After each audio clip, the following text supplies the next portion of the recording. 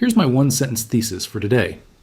UltiMaker is what happens when the two most famous names in desktop 3D printing decide the desktop can't feed them anymore.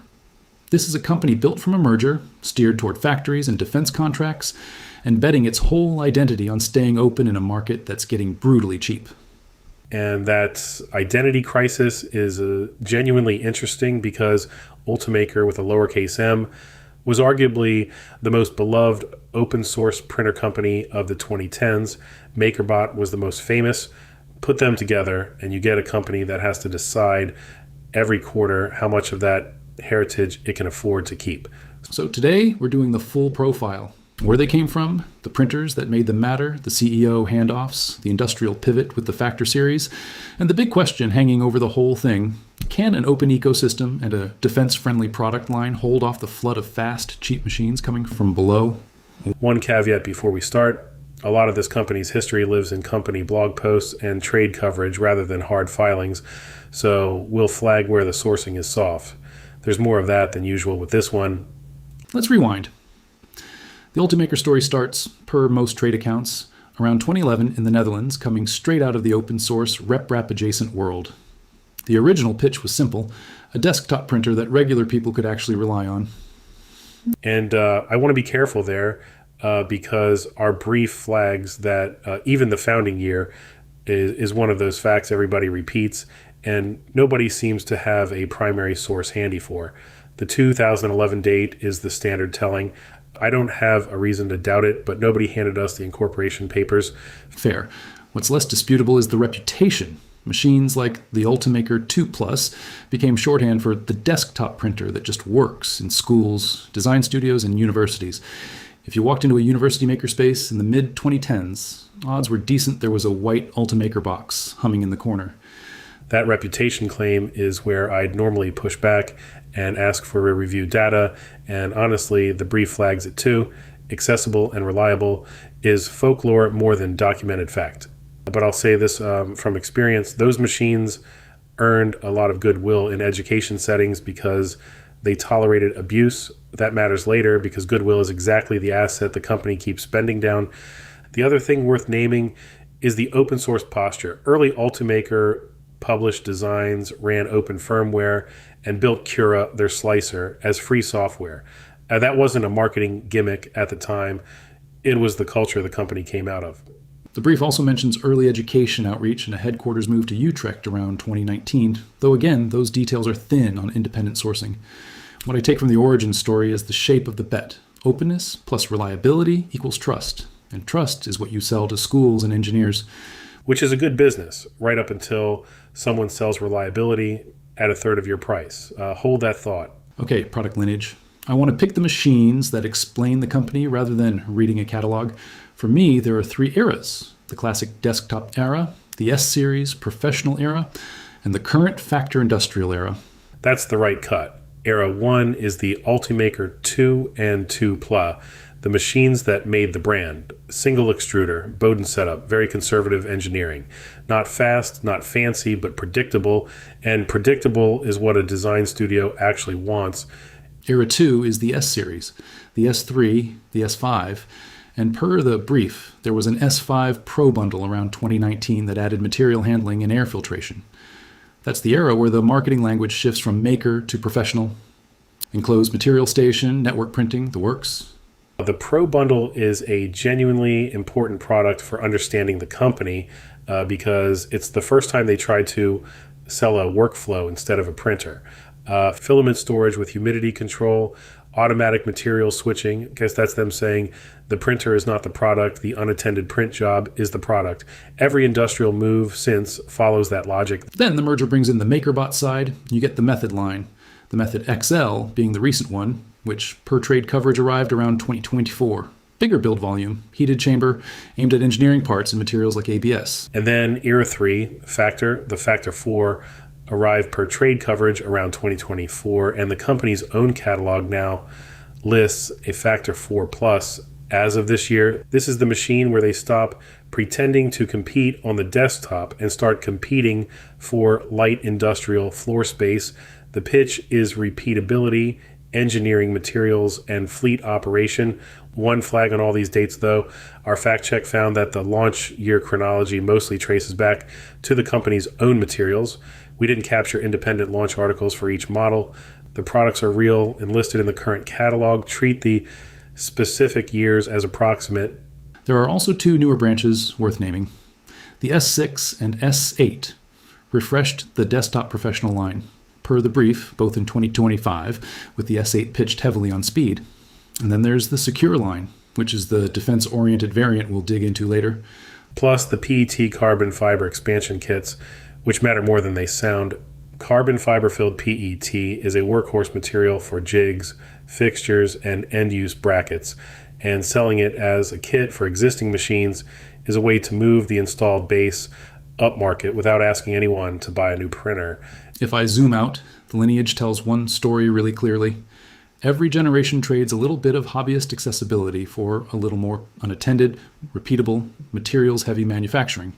The 2 Plus was for a person. The Factor 4 is for a process. That's a good line, and it's also the risk. The person who loved the 2 Plus isn't obviously the customer for the Factor 4, and the Factor 4 customer has other options. The lineage is coherent. Whether the customer base traveled with it is a different question. Let's talk about who's been steering. The brief gives us two names. Jürgen von Hollen came in as CEO around 2020, and the framing is that he drove the professional pivot and set up the merger. Then Michel Alting von Gusau reportedly took over in 2023 to run post-merger integration and the push into defense and materials. And here's where I want to be unusually honest about sourcing. The von Hollen timing is supported by a company blog post from that era about a new CEO's first interview, so plausible, but it's their own channel. The von Gusau transition we could not independently verify at all from what was captured.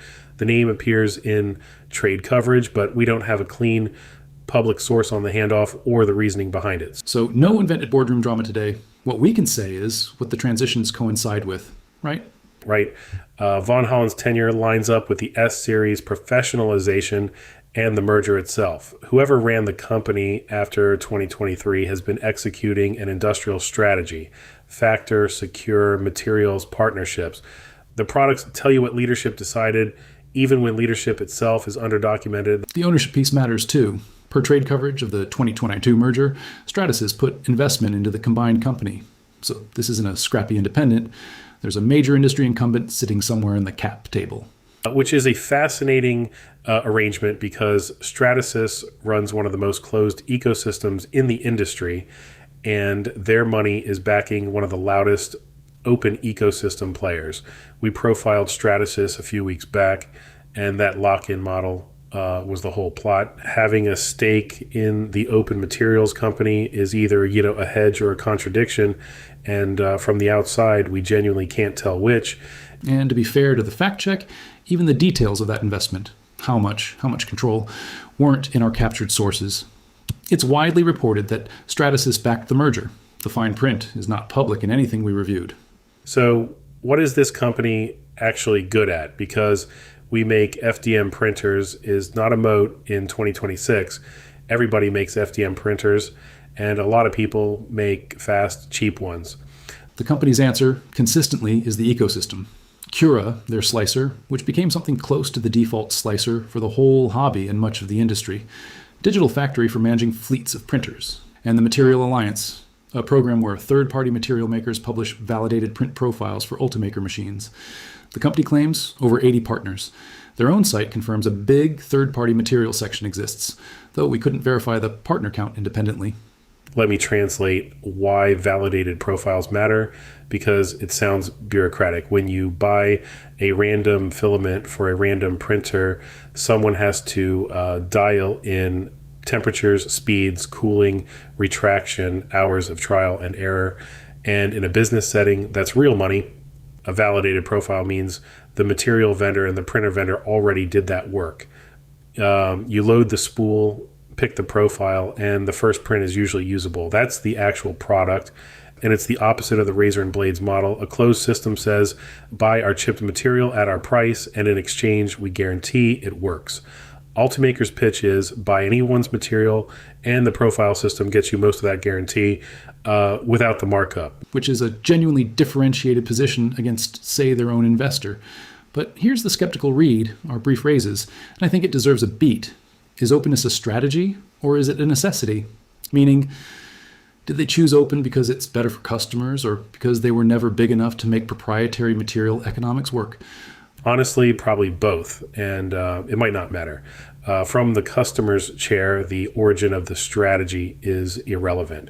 What matters is whether the profiles are actually maintained.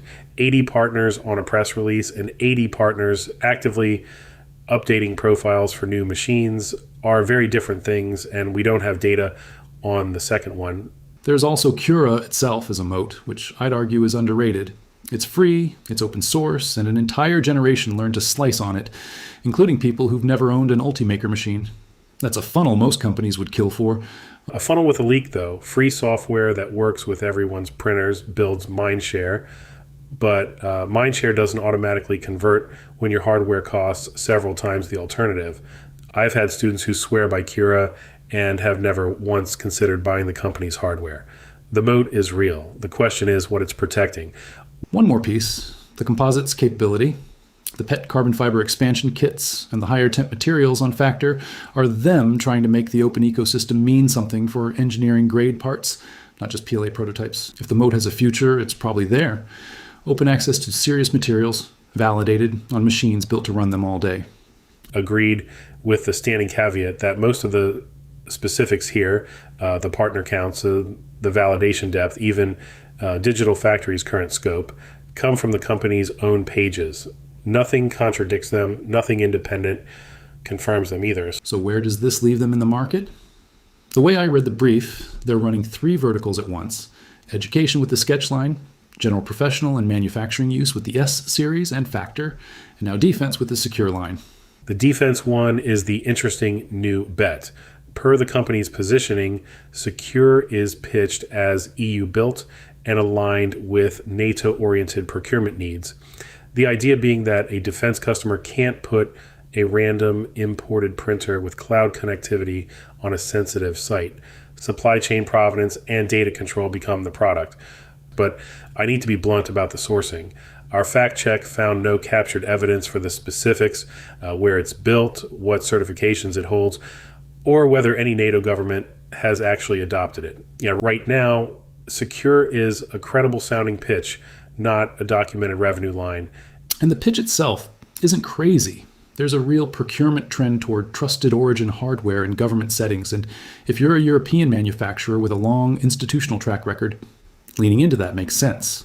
The question is whether it's a business or a brochure. Education is the opposite story. It's the vertical they've owned longest and the one under the most price pressure. The sketch series and teacher programs are them defending home turf, but a school district comparing an UltiMaker quote against a stack of sub-$500 machines that print fast out of the box is doing a very different math than in 2018. Which brings us to the competitor everyone's thinking about, Bambu Lab.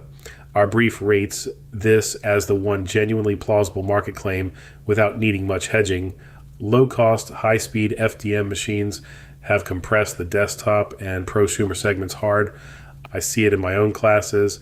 5 years ago, the default recommendation for a small engineering shop was an S5. Now it's often a fleet of cheap, fast machines and a shrug. Though, to be fair, we don't have market share numbers in our sources. Encroaching is an observation, not a statistic. But the strategic response is visible in the product line itself. You don't launch Factor and Secure if the desktop business is comfortable. That's the tell, yes. The company's channel has always been reseller heavy and service oriented. You buy an UltiMaker through a partner who supports it, which is exactly what businesses and schools want and exactly what adds cost. Their whole market position now depends on customers who value support, provenance, and uptime enough to pay the premium. That customer exists. Whether there are enough of them is the entire question. There's a decent analogy to enterprise IT here. Nobody buys the expensive workstation because it benchmarks best. They buy it for the service contract and the person who answers the phone. UltiMaker is trying to be the Dell with a support contract of FDM, while the market floods with very good commodity hardware. Let's do the hard parts, because this company has real inflection points The biggest is obviously the 2022 merger itself, UltiMaker and MakerBot combining with Stratasys investment behind it per trade coverage at the time. And it's worth pausing on how strange a merger that was culturally. These were rivals with opposite reputations. UltiMaker was the open source darling. MakerBot was, fairly or not, the community's cautionary tale after it went closed source and got acquired in the 2010s. Merging them was like merging a co-op with the company the co-op defined itself against. The coal business read as simpler. Two desktop pioneers whose core market was commoditizing decided that scale was survival. Combined engineering, combined channel, one brand, which per the brief happened in 2023 when everything unified under the UltiMaker name, capital M. Our sources for the exact dates are thin, but the sequence is consistent across the trade coverage we have. And there's a caveat our brief raises that I think is fair. Was the merger actually a strategic shift toward industry, or was it two consumer-era brands consolidating and calling it a pivot? We don't have revenue breakdowns showing how much of the business is genuinely industrial today versus desktop machines sold to professionals. The industrial ascent is the company's narrative. The numbers that would prove it aren't public in anything we reviewed. The other turning point is fresher and, honestly, more emotionally loaded. The reported sale of Thingiverse to My Mini Factory this year. Thingiverse being the enormous free model sharing site that came with the MakerBot side of the house. Big flag here. Our fact check could not confirm this from captured sources. It's in the brief as a 2026 event, but we don't have the announcement in hand, so treat it as reported but not verified by us. If it's accurate, though, the signal is unmistakable. You don't sell the world's most famous hobbyist file repository if hobbyists are your future. It would also close a loop that's been open for a decade. Thingiverse was always a community asset inside a corporate structure that didn't quite know what to do with it. Passing it to a company whose whole business is model sharing might genuinely be better for the community, and still read as a retreat for UltiMaker. Both can be true, strategically defensible, symbolically expensive. This company keeps making that exact trade, the S series over the 2 Plus, the merger over independence, factor over the desktop and each time it cashes in a little more of the community goodwill from the origin story. At some point, you have to ask what's left in that account. What I notice is what's absent from the record, too. No public market blowups, no recall sagas, no lawsuits in our sourcing. The turning points here are all strategic choices, not disasters. That's actually a fairly disciplined corporate story, whatever you think of the direction. Future Watch. Let's separate what's confirmed from what's tea leaf reading. Confirmed, at least, per the company's own catalog. The Factor 4 Plus exists and is the flagship, with the company claiming roughly doubled speed over the Factor 4. The Secure line exists. The S8 and S6 refreshed the professional desktop tier. On that speed claim, that's their number, and nobody's published independent benchmarks in our sourcing. Doubling throughput on FDM usually means motion system changes plus higher flow rates. And both of those interact with part quality in ways spec sheets don't show. I'd want to see production parts, not demo prints, before repeating it as fact. There's also a reported exclusive distribution arrangement with Tectonic 3D for advanced filaments, which the brief mentions, but our fact check couldn't confirm. No partnership announcement in the captured sources. If real, it fits the pattern. Control the high-performance material story even while staying nominally open. Which is itself a tension worth watching. An open ecosystem with exclusive material distribution deals is a curated ecosystem, not closed, but not the wide open commons of the early days either. Watch whether the Material Alliance keeps growing or quietly ossifies while the interesting materials go through preferred channels. The signals I'd actually track over the next 18 months. One, any named defense customer or certification for the Secure line. A single public native country procurement would transform that story from pitch to business. Two, factor installed base evidence like case studies from real factories with part counts. Three, whether Cura and Digital Factory keep getting serious investment because the software is the part of the moat competitors can't clone overnight. And the risks. Bambu Lab and its cohort keep moving up market. The price-performance gap isn't static, it's widening. Education budgets are price-sensitive. And the brief raises the metal question.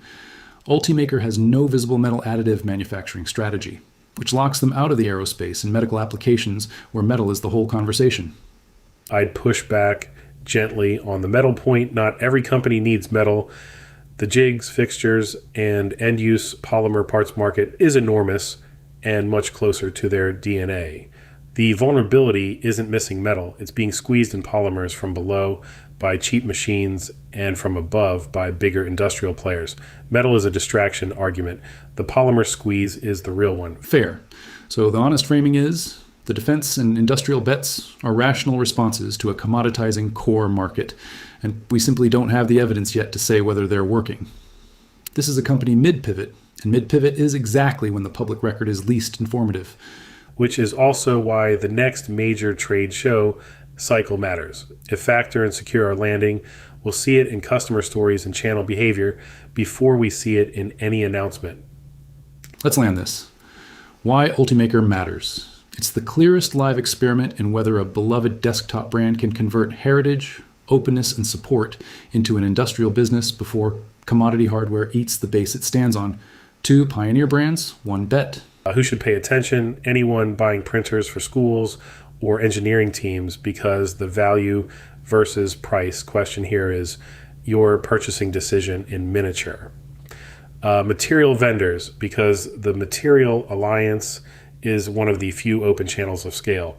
And competitors, because if the open plus premium model fails here, it probably fails everywhere. And the one open question to track. Does the Secure and Factor strategy produce named, verifiable industrial and defense customers within the next year or so? That's the difference between a genuine second act and a well-designed retreat.